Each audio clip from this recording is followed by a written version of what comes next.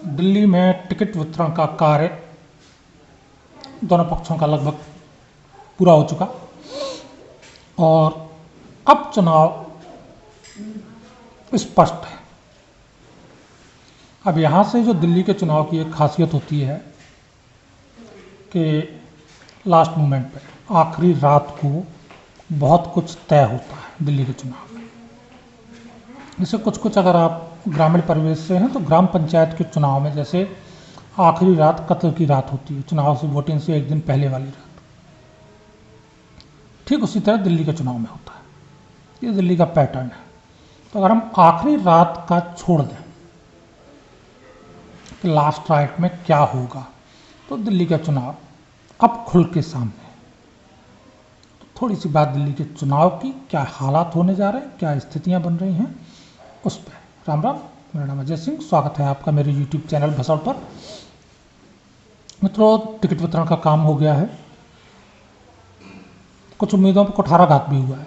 उम्मीदें जो बहुत सारी लगी हुई थी कि इसे टिकट मिलेगा, इसे नहीं मिलेगा, लेकिन भारतीय जनता पार्टी ने टिकट वितरण में मोस्टली उन लोगों को प्रायोरिटी पर रखा है टिकट देने के मामले में जिनका जमीन पर पिछले 5 सालों में मेहनत रही है, काम रहा है।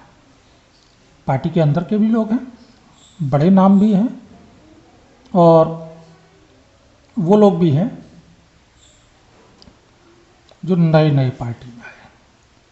लेकिन टिकट देने के मामले में जो क्राइटेरिया रखा गया है वो एक ही रखा गया है कि भैया आप जिताऊ प्रत्याशी हैं या नहीं।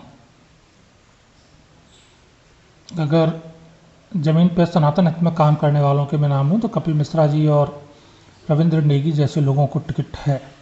उग्र हिंदुत्व के पैरोकार जो कहे जाते हैं और बिल्कुल लठ लेके खड़े होने वाले जो लोग होते हैं, वैसे लोगों की बात की जाए तो बिधुड़ी जी भी हैं टिकट पाने वालों में।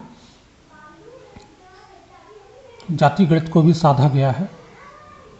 प्रवेश वर्मा स्टार की तरह उभरे हैं वर्तमान में दिल्ली चुनाव में। उनकी अपने सजाती समुदाय पर अच्छी पकड़ भी है। जो कुछ नाराजगियां थीं प्रवेश वर्मा से, वो लोकसभा चुनाव में कमलजीत शेरावत जी को आगे करके उन्हें भी साधा गया। तो ये सारी चीज़ें जो हैं वो गणित अब बैठ चुके हैं। यहाँ पर विशेषतः मैं एक ही बात याद दिलाना चाहूँगा कि आप क्या सोचते हैं। सिंपल सी बात है, जो जिस पार्टी का समर्थक है उसकी जीत के दावे करेगा। लेकिन मैं पहले दिन से एक बात कह रहा हूँ कि दिल्ली का चुनाव ना पहले दिन एक तरफा था, ना आज है, ना वोटिंग वाले दिन होने जा रहा है। दिल्ली का चुनाव एक कठिन चुनाव है और इस बार आम आदमी पार्टी को भी उस तरह की बढ़त कि जहां वो बहुत मोटे मार्जिन से सीटें निकाल रही थी वो नहीं है। करीबी फाइट है, करीबी चुनाव है, करीबी मुकाबले में सीटें निकलेंगी, हारी जाएंगी, जीती जाएंगी। और ये जो चल रहा है उसमें मायने ये रखता है कि दोनों पक्ष एक दूसरे के विषय में क्या सोच रहे हैं। अगर मैं पहले बीजेपी की बात करूं तो बीजेपी के जुड़े हुए जो दिल्ली के लोग हैं उनसे बात होती है तो वो मान लेते हैं कि भाई हमारी लड़ाई तो आपकी 54-55 सीट पर है, हमको तो अपना गणित यहीं पूरा करना है।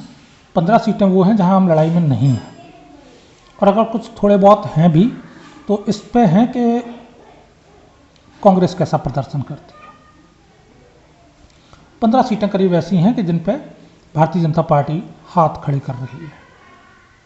उनका सारा प्रदर्शन इस पर निर्भर है कि कांग्रेस, AIMIM और आम आदमी पार्टी के बीच में वोटों का बंटवारा किस तरह का होता है। वहीं इसके विपरीत अगर आप कांग्रेस की बात करेंगे तो कांग्रेस अब तक तय नहीं कर पा रही है। यहाँ एक तरफ संदीप दीक्षित, रागनी, डॉक्टर रागनी जो हैं, इन लोगों का प्रचार थोड़ा सा एग्रेसिव है। ये दिल्ली में जो वर्तमान सरकार है उसे घेर कर उस पर चढ़ के प्रचार कर रहे हैं कि सरकार की आलोचना भी कर रहे हैं, सरकार की कमियां भी गिना रहे हैं। वहीं कांग्रेस में एक बड़ा वर्ग नेताओं का वो है जो सत्ता से 25 साल से बाहर बैठे, बीजेपी के लिए तो बड़ा कड़े तेवर अपनाए, लेकिन आम आदमी पार्टी के लिए थोड़ा सा सॉफ्ट कॉर्नर रखे हुए है। खुल के आम आदमी पार्टी पर आरोप प्रत्यारोप कांग्रेस के नेता नहीं कर रहे हैं, जिसमें ज़्यादातर केंद्रीय नेतृत्व के नेता भी शामिल हैं। तो डॉक्टर रागिनी नायक और संदीप दीक्षित और एक दो नेता और यही हैं जो खुल के केजरीवाल के विरुद्ध मैदान में दिखाई दे रहे हैं। खैर, फिर भी हम यही मानते हैं कांग्रेस सीरियसली चुनाव लड़ रही है। इसके आगे आते हैं आम आदमी पार्टी। तो जो बड़े बड़े दावे करने के एक्सपर्ट रहे हैं आम आदमी वाले, प्रोपेगेंडा फैलाने में इनका कोई सानी नहीं है, उनसे भी जब बात हुई तो बात ये निकल के आई है कि भैया इस बार बीजेपी 20 से 25 सीटों पे हमें पैर नहीं रखने दे रही। ये तो वो निकाल के ले जा रही है, ये सीटें वो हैं जो बीजेपी ने हमसे लगभग छीन ली हैं। तो जब कोई पार्टी अपने विपक्ष के लिए जो सीटें देती है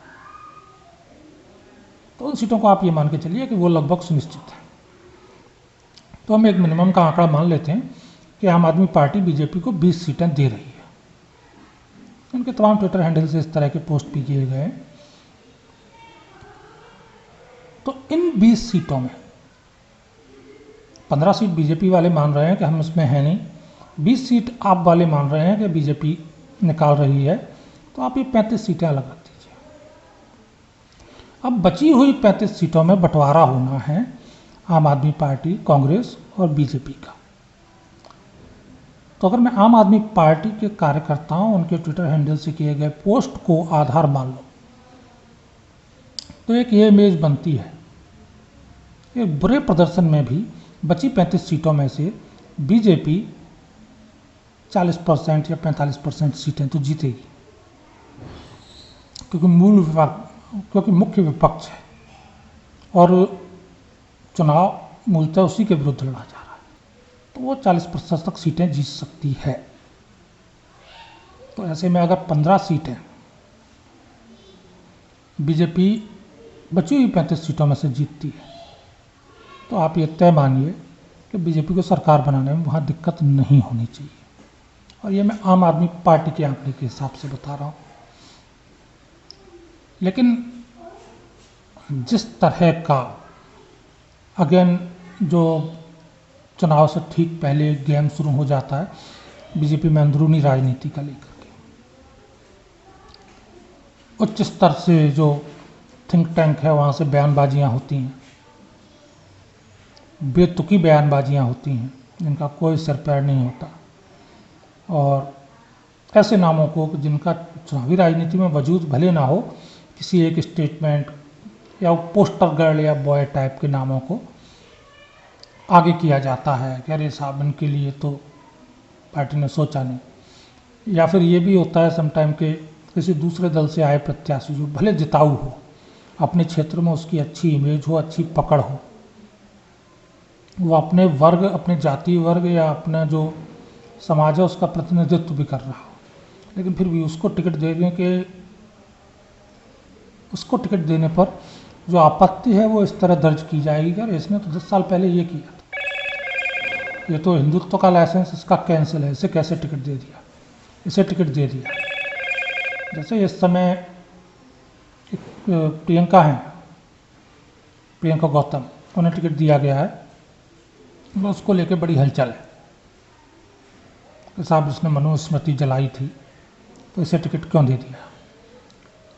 और बीजेपी का जो ये वाला कट्टरपंथी वर्ग है वोटर, अब ये देता भी है नहीं, मुझे तो भरोसा नहीं है, ये पूरे जोर शोर से प्रचार प्रसार में लग गया है कि साहब बताओ मनुस्मृति जलाने वाली को टिकट दे दी, कतई इसे वोट ना करें।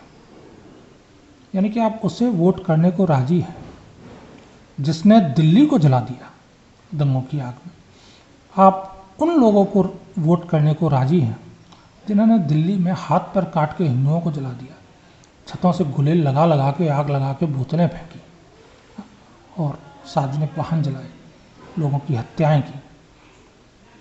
उन लोगों को आप वोट देंगे किसके विरोध में? कि जिसने मनुस्मृति को जला दिया या उसके विषय में कुछ लिखा। ये जो भाजपा के अंदर विनाशकारी एक वर्ग है छोटा सा, समर्थक वर्ग के होते, सच कहूँ तो भाजपा को शत्रु की आवश्यकता नहीं। जो उस स्तर के शत्रु पहले से पले हुए, और मैं हमेशा कहता आया हूँ कि एक बेहतर व्यवस्था भाजपा के लिए ये होगी कि भाजपा का ये जो वोट बैंक है, कुल जमा ज़्यादा नहीं है, 150-2% है। अगर इस वोट की कुछ वैकल्पिक व्यवस्था भाजपा कर ले, अपने इस कट्टरपंथी वोट को संतुष्ट करने के स्थान पे दूसरे वोट जो वर्ग हैं जिनका अब तक वोट भाजपा को नहीं मिल रहा है, वहाँ थोड़ी मजबूती से काम करे तो इनको अलग थलग कर देने में कोई दिक्कत भी नहीं होगी। अन्यथा ये वर्ग वो है जो अपनी हरकतों, अपनी 24 घंटे आहत होने वाली भावनाओं और अपनी बेतुकी डिमांड्स के चलते 2024 में भी पार्टी को भारी नुकसान पहुंचा चुका है चुनाव में,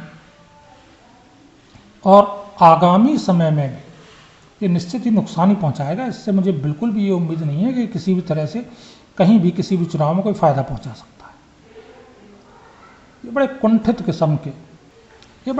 किस्म के स्थायी तौर पर उठे हुए लोग हैं, और ऐसे लोगों को मना के कोई बहुत बड़ा फ़ायदा मिलना भी नहीं। तो बेहतर है इन मनहूसों से मुक्ति पाई जाए।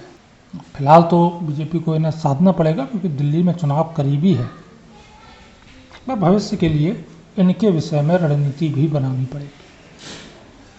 मेरी उम्मीद ये है कि करीबी चुनाव है जहां आम आदमी पार्टी और बीजेपी 70 में से लगभग 20-20 सीटें अपने अपने पास रखे बैठी हैं। बीजेपी का ये आंकड़ा 25 सीट प्लस भी मैं कह सकता हूँ, और बाकी की जो सीटें बच रही हैं, करीब 30 सीटें हैं, उन पे करीबी मुकाबला होगा। और इस करीबी मुकाबले में बहुत सारे फैक्टर होंगे। चुनाव की एक रात पहले वाला फैक्टर भी होगा। इस करीबी मुकाबले में जो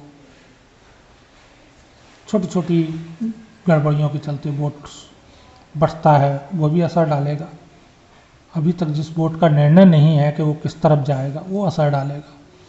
लास्ट मोमेंट पे कांग्रेस का रवैया बदलेगा या नहीं बदलेगा, इसका फर्क जाएगा।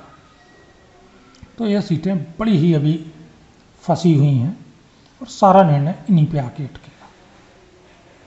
ये आधी आधी बट भी सकती हैं, पूरी इस तरफ या पूरी उस तरफ भी हो सकती हैं। तो इन सीटों के लिए हमें लास्ट मोमेंट तक धैर्य रखना होगा। सुनिश्चित ही जिस दिन वोट पड़ेगा उस दिन 12 बजे तक ये स्पष्ट हो जाएगा कि ये वोट किधर जा रहा है, और परिणाम मैं उस दिन आपको खुल के बता दूंगा कि हाँ, ये परिणाम मैं उस दिन आपको खुल के बता दूंगा कि हाँ, ये दिल्ली में होने जा रहा है। हमें धैर्य से इंतजार करना पड़ेगा और भगवा खेमे को जीत मिले, इसके लिए कार्यकर्ता हैं, जो उस विचारधारा के लोग हैं, सभी को मिलजुल के अपना प्रयत्न भी करना होगा। राम राम, वंदे मातरम, जय हिंद।